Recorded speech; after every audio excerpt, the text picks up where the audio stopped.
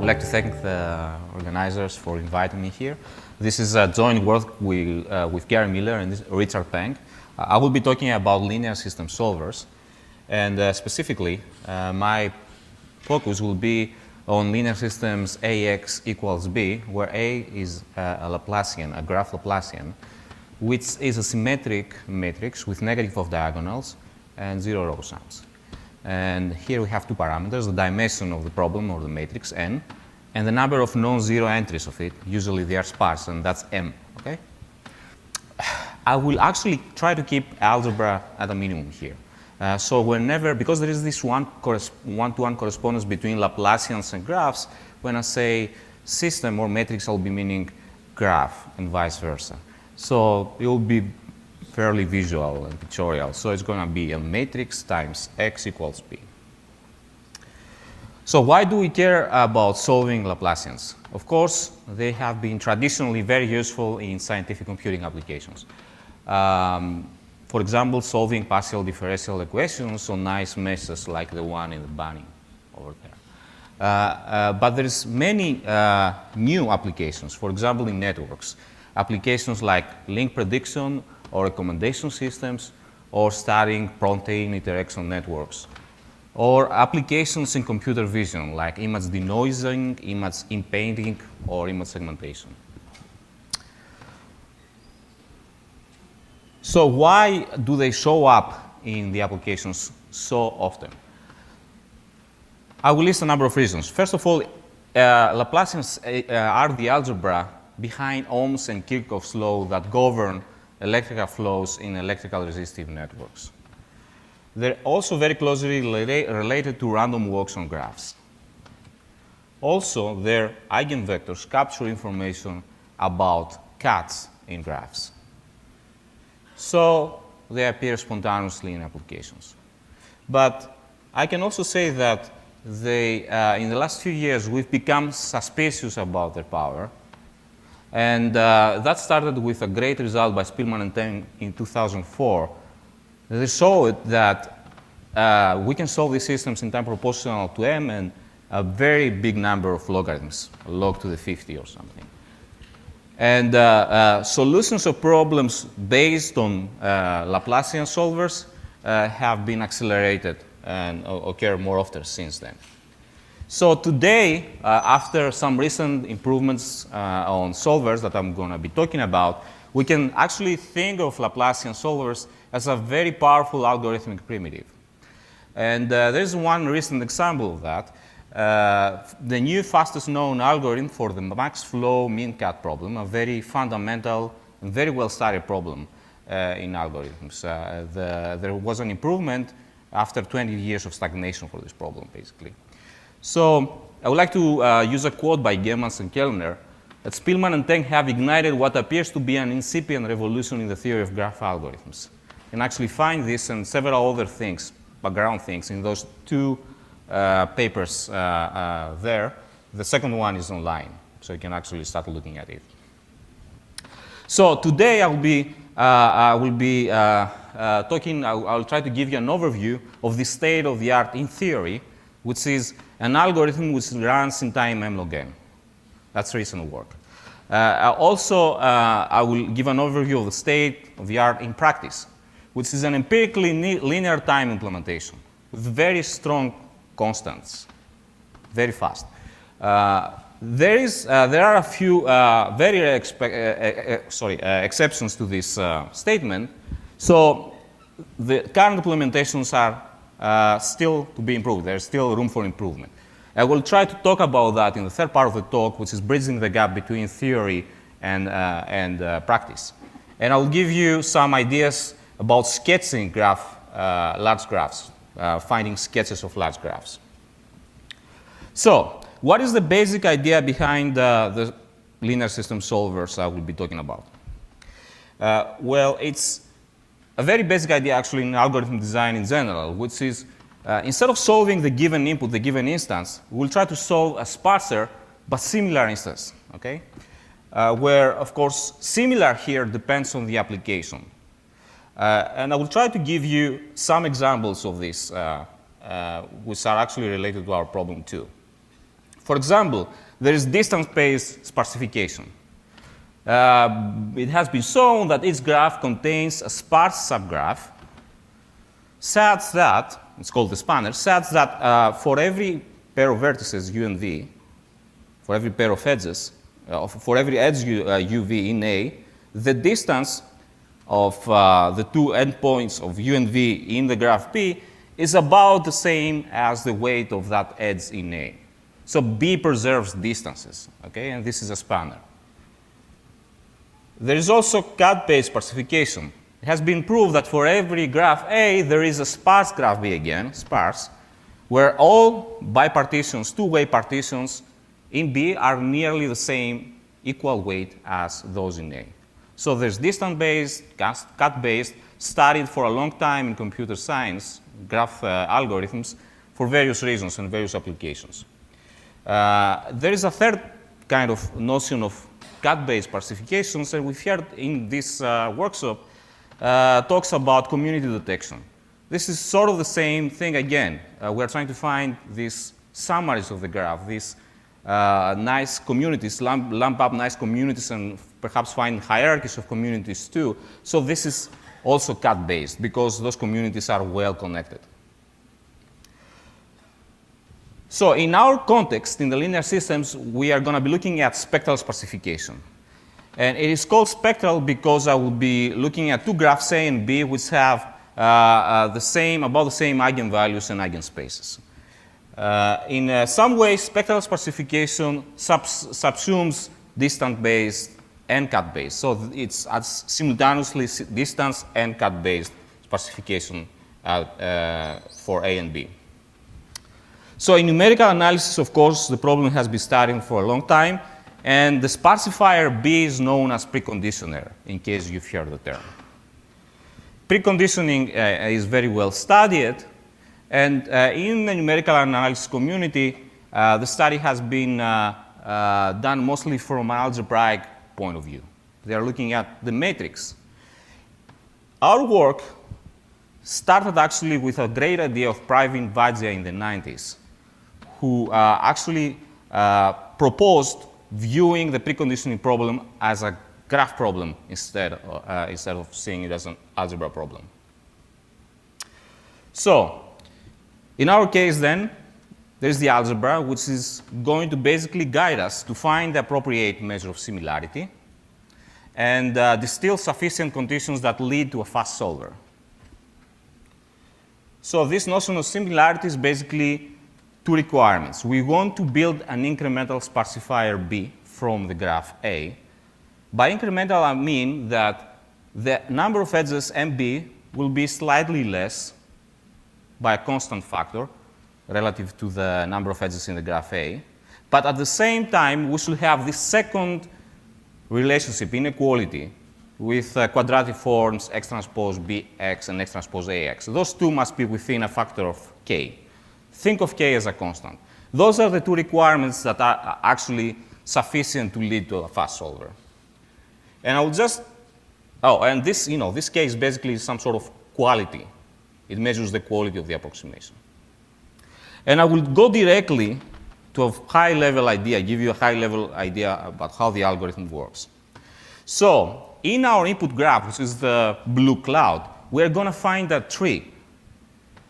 And we will just multiply its weights by a factor which is log square n. Well, which tree is one question that I'm going to answer soon. Then I will just perform some sampling. So the key word here is randomization and sampling. So I will construct the incremental sparsifier by sampling the original input. And I will get a slightly less dense graph. Okay? Sampling involves probabilities. There's uniform probabilities. I'm going to be using a slightly more evolved way of picking the probabilities. So I will talk about that too. So what? We started from the input graph, which is dense, and we got to slightly less dense graph. So at this point, we're going to use recursion. We will do the same exactly thing one more time, and we'll keep going until we end up with a tree. So we'll start from a dense graph and we will go to a tree which will be heavier. You can see this whole thing as a process of transferring weight from outside the tree onto the tree. Okay? So the tree is a very nice and very easy system to solve. So we reduced the original system to a tree essentially, which is very easy. Okay, now I'm coming to the questions. Which tree? It is known that there is a so-called low-stress spanning tree that preserves the edge weights within a logarithmic factor, but on average. Okay? So the tree is going to be the low-stress tree, and I will show you an example. And this can be found fast. What are the probabilities? The probability that an edge is going to be subbuilt and put into the incremental sparsifier is going to be proportional to the stretch of that given edge over the tree. I will give you a more concrete example soon. So the general idea here is that I'm trying to do spectral sparsification and somehow doing distance sparsification at a very basic level, finding a tree which preserves distances, and using randomness is enough to give me a spectral sparsifier. This is kind of nice. So here's an example of a low-stress tree. This is the n by n grid. And overlaid on it, on red, is the tree. It's the low-stress tree.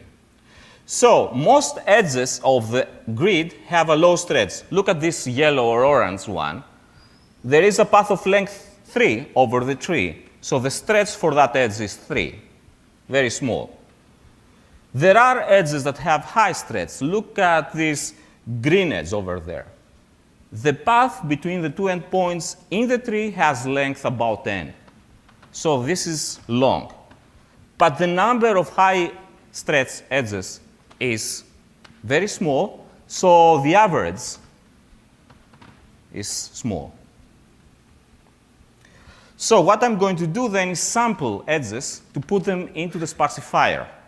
Okay? And the sampling probabilities will be proportional to the stretch. So what's going to happen is that this orange edge is going to go away very fast. The green edge will tend to stay in the chain of the preconditioners until the near end when the tree gets progressively higher, and so it can absorb it. So that's the basic idea. Some edges will go fast and others will go slower in this chain of preconditioners. And that's it. That's the algorithm. Very simple. It is this chain of preconditioners. After you construct it, you can just plug it to a standard iterative method, study numerical analysis, and it just works. You just get a solution. So very simple, but somehow some people liked it, and we got some publicity, including communications of the ACM. And as a result, since we got this publicity, we'll be getting inquiries, which is basically the question, do you have an implementation? It's a basic question. And what we respond to that is, actually, we don't. But we do have another one which is very fast. Well, we have one now, but we keep it for us, okay? It's still, it's still experimental. Okay, and we are pointing people to my webpage, which has this nice link there where you can grab a solver, try to use it. Okay, so why are we doing that? Why we haven't implemented or we haven't been giving out our implementation of the algorithm I just described you?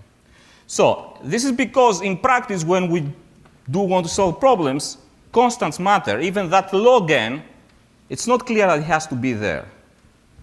And that combinatorial multigrid solver in my page actually produces or has within the annotation hard-to-beat constants, very small constants. And we actually know why. We know the reasons why. And I'll try to explain to you why at a high level. So what is the solver? It tries to find a solution for a linear system. And of course, the solution depends on every part of the graph. And it's based on matrix vector multiplications, which are basically point-wise operations. It can do only a logarithmic number of them and find somehow magically the solution combining all parts of the graph. So what is the role of the chain here? It basically makes information travel fast in the graph. So information mixes rapidly in the graph. So that's the role. Of course, there are graphs where rapid mixing happens inherently in well-connected graphs. For example, degree 3 regular graphs, known as expanders. If you try to do this same thing, it's going to work, of course, but it's a waste, because this is going to converge very fast. Of course, expander well-connected graphs are very rare.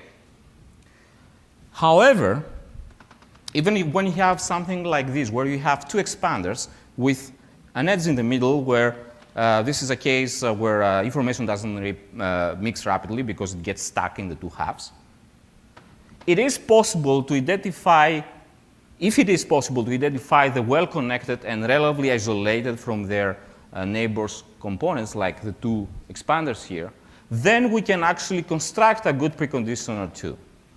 And the good preconditioner is going to look somewhat like this. It's going to be two stars for two communities or two expanders, where the two roots are joined by an edge.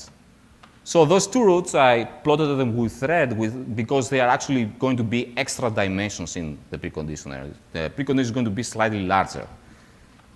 Don't worry too much about it because it just works out. So this is going to run very fast as well. It will converge in a constant number of steps. Now, the nice thing that every graph can be decomposed in communities like this that are good. Even graphs that look like this, that perhaps some people in the audience don't think as having communities. Well, the communities, if you look at small subgraphs, there are two properties. The periphery is very small comparing to the interior.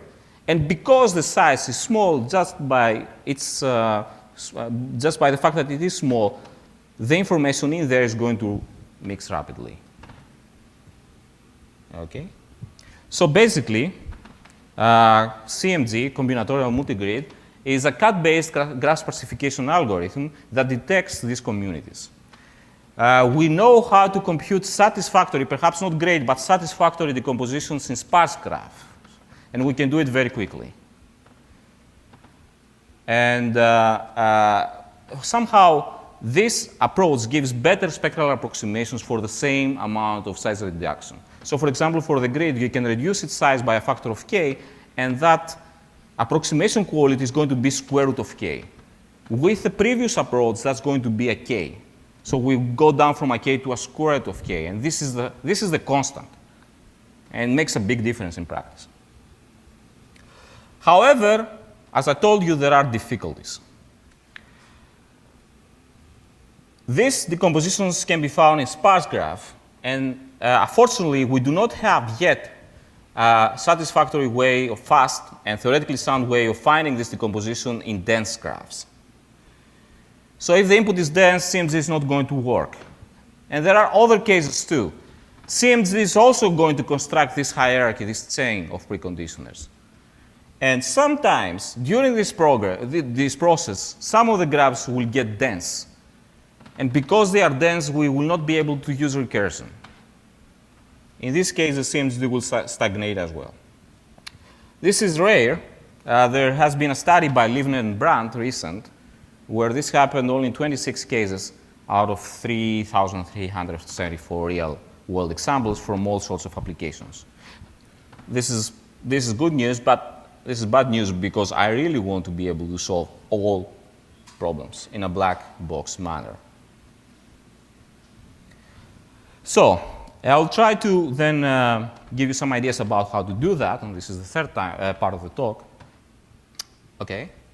I believe that eventually solvers will be a combination of cut-based and distance-based methods for spectral sparsification.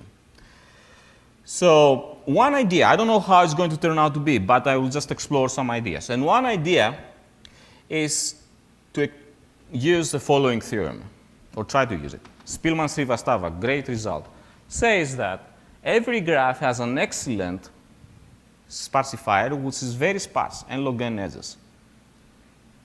And remember that what I did in the first part of the talk was incremental. I just sparsified away half of the edges. In this case, we can go very sparse very fast. In order to compute this sparsifier, we need to compute these so-called effective resistances of the graph. You don't need to worry about what they are. They are also called leverage scores, and a significant generalization of this result was given by Yiannis and Mahoney. Now, I'll try to also give you, try to explain you why incremental sparsification works. Because the stretch that I use for my sampling probabilities is actually a loose approximation to the effective resistances. Okay? And we can compensate for this looseness by extra sampling. So instead of producing a fully sparse graph like Spielmann-Srivastava do, we compute instead the effective resistance, the stretches that are loose approximations, and we do oversampling, and that gives us the incremental sparsifier, which is only slightly sparser. Okay, so here's the idea now about bridging this gap. I will use CMG, and whenever it produces or it starts with a dense graph, I will just sparsify that graph fully. The problem is that in order to apply the Spielmann-Srivastava sparsification result, I still need to compute effective resistances. And in order to do that, I need to solve linear systems. So this is kind of a chicken and egg problem. I'm trying to solve systems. I have an idea, but this idea involves solving systems again. So can we solve this chicken and the egg problem? This is some recent work with, which includes also Alex Levin from MIT. And here's one idea. Here's how it goes, roughly. We will use, again, solvers, but this time we'll solve systems on special graphs. For these graphs and systems, the solvers will run faster. We will compute the effective resistances for these special graphs, and these will be somewhat crude approximations to the actual effective resistances, say by a factor which is log square of n.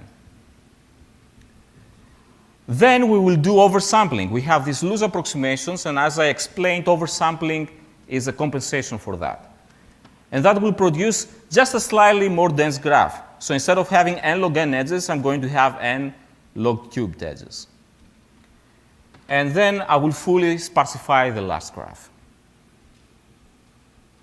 So using this approach, we have been actually able to provide an m log n time algorithm that sparsifies graphs which have more than n log cubed edges. So this is something. For slightly dense graphs, we can go all the way sparse.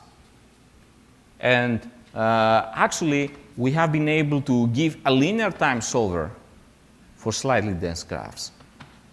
So this might be an indication that the log n factor I told you about in the first part of the talk might be not needed, because there is a linear time algorithm for slightly dense graphs. So overall, this solution suggests using a distance-based solver as a subroutine to a cut-based solver. So we do have something that can be perhaps implemented. Might be not so elegant. In my opinion, it's not very elegant. That's the reason I haven't implemented it. Can we really solve this problem, the chicken and egg problem? And what do I mean by that? Is there an algorithm which is combinatorial? It doesn't solve systems and still approximates the effective resistances and sparsifies. This is like a basic question. And this algorithm, in order to be able, to be usable in linear system solvers, should be very fast too, less than m log n. So the short answer is that yes, there is an algorithm that does that, and it is an iterative application of incremental sparsification. I will not describe this algorithm. I will give a variation of it, which might be interesting for other applications, where we prove that every graph has a spectral approximation, which is a sum of a number of trees which is small, log to the power of 3 trees. Okay? And again, this is a theorem which will be proven by applying incremental sparsification iteratively. So here's how it goes by pictures. This is my graph, my blue cloud.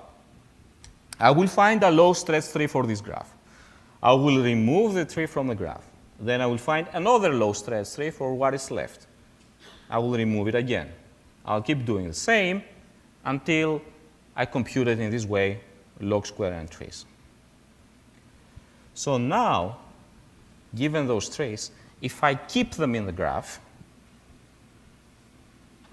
and apply incremental sparsification to the rest of the edges in the graph, the off-tree edges, that's going to be a good spectral sparsifier. So I will do just incremental sparsification at this point, and I will get a good spectral sparsifier, which will have, say, half of the off-tree edges of the first one. Then I will do exactly the same for this level. I will produce another log square n trees.